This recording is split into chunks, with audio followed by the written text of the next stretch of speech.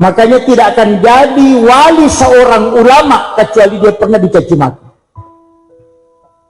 Itu kalau kunci ulama kita kalau dalam doa. Makanya ustaz-ustaz ini kalau dicaci maki tidak usah bersedih. Nabi saja yang punya mukjizat didampingi para malaikat dicaci, apalagi kita. Tidak punya apa-apa toh. Kemudian jangan terlalu bangga. Kita ini jangan selalu minta fasilitas terbaik. Selalulah berharap bahwa kita ini bukan siapa-siapa. Ketika kita mengatakan saya ini, pasti kita akan sombong. Kapan kita tidak bisa sombong? Cuma satu, ketika kita mengatakan saya bukan siapa-siapa. Itu aja. Ada ini, maka ada ketua ini, penasehat ini, pimpinan ini, itu sudah mulai. Kalau sudah membawa jabatan, pasti selalu mau dilayani. Tapi pakai ini tawadhu sekali ya. Ngaku bodoh tapi baca ayatnya canggih. Emang begitu orang alim ya. Barakallahu fikum. Makanya guru kita mengatakan, selama kau menganggap bahwa itu dari kamu, pasti kau berat memberikan. Tapi aku makadaku puluku Allah Ta'ala dan akan kembali ke dia, maka kau tidak pernah berat.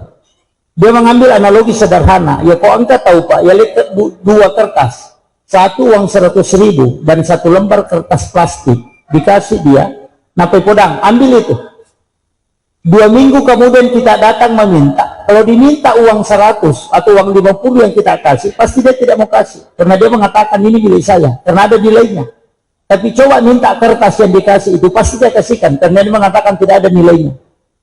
Kapan berat kita keluarkan rezeki ketika kita menganggap rezeki itu ada nilainya? Atau yang kedua, kita menganggap bahwa itu dari saya, pasti berat. Tapi ya kau tanggai maka ada pengalaman. Makanya ulama kita mengatakan niat yang paling ikhlas dalam bersedekah itu cuma satu. Ini dari Allah untuk dia kembali. Selesai. Begitu. Selama kau menilai itu tidak, pasti berat. Tapi saya kasih tahu, bersedekahlah di saat Anda miskin. Jangan menunggu kaya. Karena kalau sedekah di waktu miskin itu tidak bisa mengalahkan sedekahmu di waktu engkau kaya. Orang miskin itu sedekah itu pasti besar nilainya. Karena Allah itu tidak melihat jumlah, tapi dia melihat persen. Jadi itu pun Allah Ta'ala persen minaita, karena jumlahnya. Dalam agama itu kan selalu hitung persen. Zakat itu kan 2,5, tidak pernah berubah. Orang yang punya uang 100 juta, zakatnya tetap 25%. 2,5 dari 100 juta kan 2,5 juta toh? Kalau 1 miliar kan juga 2,5, tidak naik menjadi 3%, tetap 2,5%. Orang yang punya uang 1 triliun itu juga zakatnya 2,5%. Yang 100 juta 2,5, yang 1 miliar 2,5, yang 1 triliun juga 2,5. Makanya yang dihitung Allah itu cuma yang diminta 2,5%. Makanya kalau ada orang miskin punya uang 10.000, dia sedekahkan 5.000, berarti 50% hartanya dia sedekahkan. Padahal 5 rupiah. Tapi nilai di hadapan Allah itu 50%. Dia tidak melihat 5.000-nya. Dia mengatakan hamba-Aku memberikan hartanya kepada Aku 50%.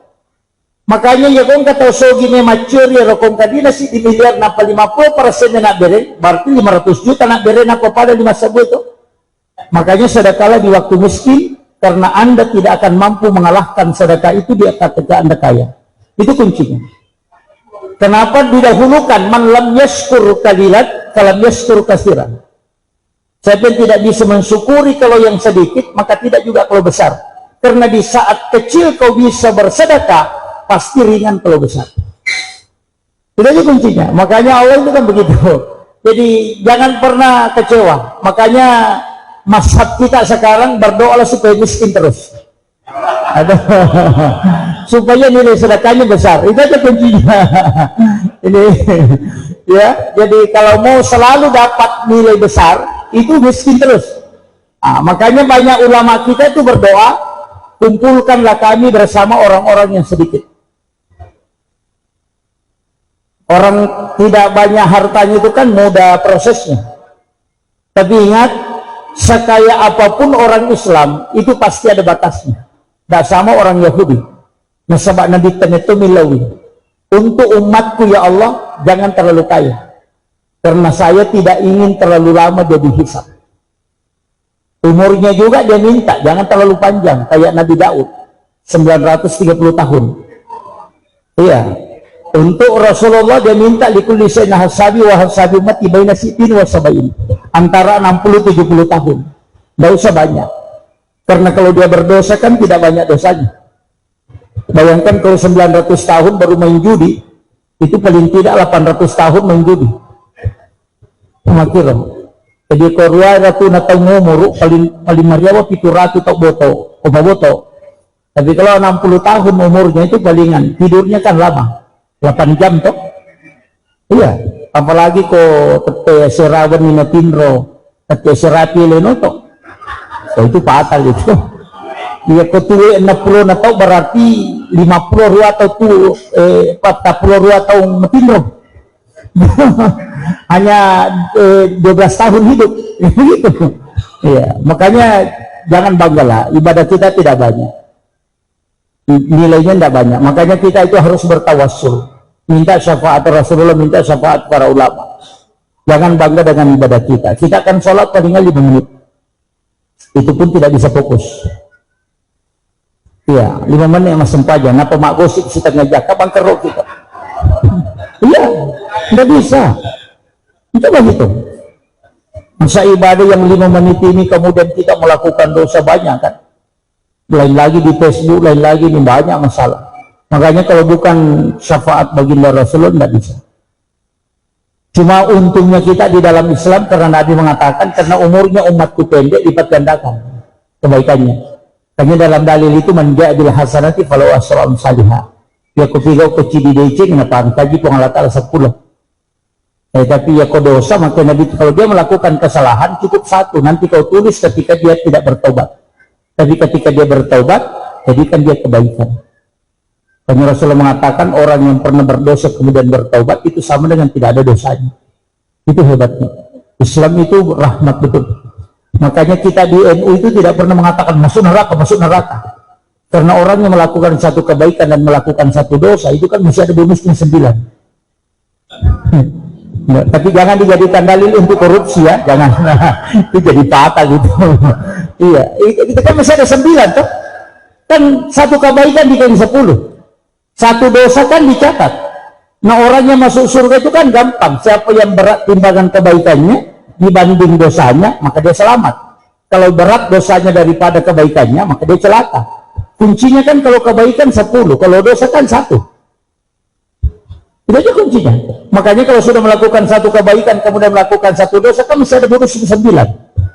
Pasti lebih berat toh. Nah, dari situlah kenapa Nabi buka itu. Itu hebatnya Rasulullah. Dia sudah mengunci semua itu. Makanya saya bilang kalau kita tidak masuk surga yang hadir di malam hari ini celaka betul kita. Iya. Saya itu mengatakan surga itu mudah, tidak susah. Karena Nabi kan sudah buka jalurnya sampai dia jalan-jalan ke neraka. Itu kan dia sudah jalan-jalan ke neraka. Sampai neraka dia tanya. Nabi yang mengelabui neraka kan cuma Nabi Idris. Nabi yang hari ini sudah ada di surga. Nabi Idris tadi itu mengalami malaikat maut. Dia kasih tahu bagaimana rasanya kalau mati. Dia mengatakan malaikat maut sakit kalau mati. Rasakan bilang saya mau coba. Makanya dia minta izin kepada Allah dicabut nyawanya. Baru dia bilang sudah dicabut. Kalau begitu bawa saya ke neraka. Saya mau lihat neraka. Terus jalan di neraka dia bilang hai saya tidak suka di sini. Coba kasih keluar saya. Bawa saya ke surga. Sekalinya sampai di surga dia bilang saya tidak mau keluar. Saya di sini saja. Itu. Tapi kan malaikat mengatakan tidak bisa. Dina cucuk, ya kau mekot tama surga, mesti boleh ke neraka, nah suasa polinyo nasi bawah. Makanya Nabi yang menjemput Nabi itu salah satunya adalah Nabi Idris. Karena dia adalah kekasih Allah. Dan dia minta apa aja yang dikasih oleh Allah. Makanya kita ini sebenarnya di Nahdlatul Ulama begitu, rahmat Allah itu besar. Makanya saya bilang kalau tamak neraka mencilaka Tuhan. Cuma memang kunci-kunci ibadah harus kita tahu. Yang pertama selalu berbaik sangka. Aja itu 5 kadang calaki itu jadi masalah. Makanya Allah itu dalam hadis qudsi mengatakan, "Kok kak kapan madicin ataku mono, kok kapan masak nataku mono." Ya kena kapang asih dia tak kumadecin. Makanya guru Tata Jadur Rahman Ambodali almarhum al-Maghfurullah mengatakan, ya komelo ko salama, pigay ka pamadecin. Jadi komelo ko salama, pigay ka pamadecin. Aja ni pigay ka pamaja, tiga sa kapamaja, ang katuto makarmelo ko katatasilin tuto buticili na sa diga dalik kasi dito nga tugaga. Karena itu dia yakini. Nah saya sejajahnya kuye macilaka si tak mati, macilaka tahu itu. Kenapa? Karena keyakinan. Terbawa dengan keyakinannya, makanya sugesti itu penting. Karena itu adalah doa. Karena itu yang paling tembus. Makanya kapan doa itu tembus? Narekode nagagawa dipilaw to kayak Nabi Musa to. Waktunya ilalung maju ke depan laut soroi masa bu tentara masa dendrule pakalai ku yewe apa nama sapu ya koto maju tasi milo akan dipigau neki soro dendrule mewa maju ki labu ki maka di saat itu dia berdoa itu tembus. Jadi doa itu nanti tembus betul narekode nagagawa di nerima katanya. Makanya kong kataong kamu padina 10 juta ko kantor na nilaw dali si salah tuh Pak Dongan aku sisa gadinya si salah iya kehusuan dalam berdoa itu pasti beda ya kung kamu padina ko kantor na 2 juta nasa nama ada tadi madako ng kamu padiku kan begitu. Tapi ketika dia sudah dalam keadaan stagnan dia nagaga dan tidak ada yang bisa dia kenali maka di saat itu pasti dia merengek. Kenapa orang yang teraniaya itu doanya mustajabah? Yang banyak orang salah paham bahwa orang yang teraniaya itu sebenarnya adalah orang yang dibenci oleh Allah atau Allah tidak memberikan nikmat. Justru kebalikannya kalau dalam tasawuf, orang yang dianiaya itu justru diberikan nikmat paling besar oleh Allah. Kenapa? Karena orang yang teraniaya itu diberikan tiket VIP, diterima doanya. Ini yang banyak orang tidak tahu. Jadi ya kau angkat tahu paujati, nah paujani tahu, nah siriatini tahu. Kemudian kita sudah teraniaya, sebenarnya itu adalah nikmat yang paling besar. Kenapa? Karena di saat itu doamu pasti tembus. Citongan na naleko pengalata ala lalang na suruh pemilau doa langsung supaya doamu diterima. Karena mungkin selama ini doamu tertolak. Cuma yang kita jengkel sama orangnya, padahal mestinya berterima kasih. Karena gara-gara alena, nah tak buka pintunya lagi. Kan begitu kuncinya. Makanya dari situlah kenapa Nabi melarang kita membalas cacian orang. Ya kau kata caci maki, tidak usah diam saja. Karena sebenarnya itu adalah alamat bahwa doamu akan tembus lagi. Makanya tidak akan jadi wali seorang ulama kecuali dia pernah dicaci maki. Itu kalau kunci ulama kita kalau dalam doa. Makanya ustaz-ustaz ini kalau dicaci maki tidak usah bersedih. Nabi saja yang punya mujizat didampingi para malaikat dicaci, apalagi kita tidak punya apa-apa toh. Kemudian jangan terlalu bangga, kita ini jangan selalu minta fasilitas terbaik, selalulah berharap bahwa kita ini bukan siapa-siapa. Ketika kita mengatakan saya ini, pasti kita akan sombong. Kapan kita tidak bisa sombong? Cuma satu, ketika kita mengatakan saya bukan siapa-siapa. Itu aja. Kalau kumamadak ini, maka ada ketua ini, penasehat ini, pimpinan ini, itu sudah mulai. Kalau sudah membawa jabatan, pasti selalu mau dilayani. Tapi ketika Anda melepas semua, maka Anda akan mengatakan saya bukan siapa-siapa. Maka Anda akan menempatkan diri Anda pada tempat yang sesungguhnya. Orang sombong itu karena mengikutkan jabatannya dan mengikutkan keahliannya. Tapi ketika dia cabut semua, maka dia akan mengatakan saya bukan siapa-siapa. Itu aja kuncinya. Makanya pejabat kalau dapat jabatan, jangan pernah ikutkan jabatan. Selalu ikutkan bahwa saya bukan siapa-siapa. Itu kuncinya. Dan merendahlah supaya Allah mengangkat. Orang yang selalu merendahkan diri itu akan diangkat oleh Allah. Itu kuncinya. Kemudian yang terakhir, saya wasiatkan kita hidup ini disuruh mencari wa mahalakul jinna wal insa illa liya'buduni. Aku tidak menciptakan bangsa jin dan manusia kecuali untuk menyembahku. Makanya segala perjalanan kita sebenarnya adalah untuk ibadah.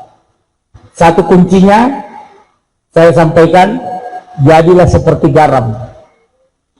Garam itu akan selalu dicari dimanapun. Orang masak sayur yang tidak ada garamnya itu tidak nikmat. Dan janganlah seperti lalat. Ekenro kimonro yato layusir. Pokosita pokosiruka. Jadi orang tidak menginginkan kehadiran kita. Dan satu hal, janganlah menjadi wasit. Aja tanti wasit Pak Golo berlari ke sini kemari hanya mencari kesalahan orang. Iya. Yeah. Wasit sepak bola kan begitu. Keliling lapangan hanya mencari kesalahan. Jadi jangan Anda hidup di dunia ini kesini kemari hanya mencari kesalahan orang. Karena Anda tidak akan habis hanya mencari kesalahan. Dan orang yang begitu akan kerdil pemikirannya. Tapi teruslah berjalan, biarkan bumi yang mengukir. Bumi ini tidak bisa. Saya dapat nasihat itu dari Profesor Dr. B.J. Habibie ketika ada pertemuan ijma. Pesan beliau, dia mengatakan, teruslah berbuat baik walaupun tidak ada orang yang memperhatikan dan tidak ada orang yang menyanjung. Karena bumi ini tidak tuli dan tidak buta. Dia akan mengukir dan pasti akan muncul kelak di akhirat. Itu kuncinya. Karena penghargaan begitu Pak. Makanya saya selalu wasiatkan dimanapun kita berada. Anggota dewan teruslah mengukir kebaikan di mana kita berada. Kalau camat, kalau guru, teruslah. Masing-masing perjalanan kita itu bisa mengabdi. Ustaz ya dengan ilmunya, mungkin buruh dengan pengabdiannya, dengan kekuatannya. Jadi itu aja. Sama dengan warkop seperti yang kita tempati, ini akan menjadi saksi kelak. Bahwa kita pernah berkumpul di sini memberi nasihat. Itu kuncinya. Jadi jangan mengatakan bahwa warkop itu tempat begini, tempat begini. Di mana-mana Nabi Isa kan dengan Nabi Zakaria kan Nabi Yahya. Nabi Isa dengan Nabi Yahya kan beda. Kalau Nabi Isa itu selalu masuk ke tempat-tempat pelacuran untuk memberi nasihat. Kalau Nabi Yahya kan takut. Dia selalu bersama orang baik. Ketika ditanya Nabi Isa, kenapa kau selalu bersama dengan peminum? Selalu bersama dengan WPS? Dia bilang, saya kan Nabi. Sama dengan dokter. Dokter kan tidak sama orang sehat, selalu sama orang sakit. Iya. Makanya Nabi Isa kan dikasih tahu, kenapa kau selalu bersama dengan orang-orang peminum? Dia mengatakan, saya kan Nabi, ingin memperbaiki yang rusak. Kalau saya bersama dengan orang baik, makanya tidak ada gunanya. Karena dia sudah beriman. Mestinya saya bersama dengan orang jahat supaya dia bisa mempengaruhi, supaya dia menjadi baik. Tapi ketika ditanya Nabi Yahya, kenapa kau bersama orang baik terus? Dia bilang, saya takut kalau terpengaruh. Nah, makanya ada ustaz yang berani masuk ke kafe ceramah, itu yang kuat mentalnya. Kalau yang lemah mentalnya ini kayak kita-kita ini di masjid saja. Itu lebih aman. Nah, itu kalau di masjid aurat tertutup, kalau di kafe itu bahaya. Makanya ustaz yang tidak tahan mental ya gabunglah dengan orang-orang baik, tidak usah ke sana, nanti bahaya. Ya, jadi inilah mazhab kita. Jadi kedua-duanya ada jemaah tabligh yang berani masuk ke KPKP, jangan salahkan mereka, biarkan mereka berdakwah. Iya, jadi saya itu begitu Pak. Saya tidak pernah menyalahkan siapa yang ceramah. Pasti kayak kita di Indonesia ini kita bisa melihat Ustaz Dasat hebat pada dakwah politik. Kalau politikus itu bagus. Mereka itu diberi ilmu hidayah oleh Allah untuk bisa menasihati para pejabat. Ustaz Nur Maulana itu luar biasa. Kenapa? Karena dia diberi hidayah oleh Allah untuk bisa memberi nasihat kepada orang yang mau belajar agama santai tapi stresnya banyak. Itu artis. Artis itu kan orang stres banyak. Mau belajar agama tapi santai. Makanya dibikin ketawa baru diajarkan agama. Kalau monoton itu artis tidak mau. Tapi kalau artis suka yang senang-senang itu ketawa-ketawa orang baru belajar, makanya Ustaz Maulana diisi. Makanya Allah itu sudah membagi. Nggak usah kita khawatir. Masing-masing nanti Allah beri hidayah. Penutup saya mengatakan, jangan pernah mengatakan saya ini bagaimana saya begini. Cukup satu. Di mana Allah menempatkan engkau ketika kau berjalan di atas kebaikan atau sudah melakukan kebaikan, berarti begitulah Allah menilai kamu. Itu kunci. Tapi ketika engkau bersama dengan orang baik atau tidak sholat, kemudian meminum, kemudian bersama dengan orang melakukan kejahatan, berarti Allah murka kepadamu karena dia menempatkan kamu di tempat yang dia tidak sukai. Tapi ketika kau sudah masuk ke masjid sholat, atau kau sudah melakukan kebaikan, bersahabat dengan orang-orang baik, berarti Allah sudah baik kepadamu. Kenapa? Karena engkau menjadi orang baik, ditempatkan bersama dengan orang-orang baik. Itu aja kunci. Jadi tidak usah khawatir bahwa hidup ini susah. Enggak. Saya kira ini nasihat saya dan nasihat untuk pribadi. Terima kasih untuk semua sahabat-sahabat. Saya mohon maaf karena sudah menyita waktu sampai larut malam. Mungkin ada yang besok mau sekolah apa. Ya, terima kasih terkhusus kepada Sohibul Baik. Terima kasih luar biasa. Sudah lengkap semua alatnya. Semoga nanti kelak bisa bersilaturahmi kembali di tempat ini. Ini saya minta kita tutup dengan membaca suratul Fatihah. Kita bertawassul kepada para ulama kita dengan sekali tawassulan ila khadratin Nabi Mustafa sallallahu alaihi wasallam Muhammadin wa ila jami'il anbiya wal mursalin was syuhada'i was shalihin wal malaikatil muqarrabin wa kulluhum awliya'illahu fis sama'i wa ma fil ardi fil bahr. Khususan ila Syekh Qadir Jilani si Ahmad Ar-Rifai si Ibrahim Ad-Dasuki si Ahmad Al-Badai wa kulluhum mu'assisina jami'ati mahadatul ulama khususan ila Ki Khalil dan Kalam Nadur khabratus Syekh Hashim Syari wa wahab asbal Ki Bisri Samsuri wa kulluhum ulama al-fi dan Sulawesi Selatan khususan ila Ki Abi Asad Syekh Ki Jatuh Rahman Abdullah Ki Jatuh Yusuf وكلهم علماء العاملين والمسلمين والمسلمات والمؤمنين والمؤمنات الأحياء منهم والأموات. الفاتحة. أعوذ بالله من الشيطان الرجيم. بسم الله. الحمد لله رب العالمين الرحمن الرحيم. إياك نعبد وإياك نستعين. صراط المستقيم صراط الذين أنعمت عليهم غير المغضوب عليهم ولا الضالين. آمين آمين يا رب العالمين. Akhirul kalam, Allahul muwaffiq lima aqwamit thoriq. Assalamualaikum warahmatullahi wabarakatuh.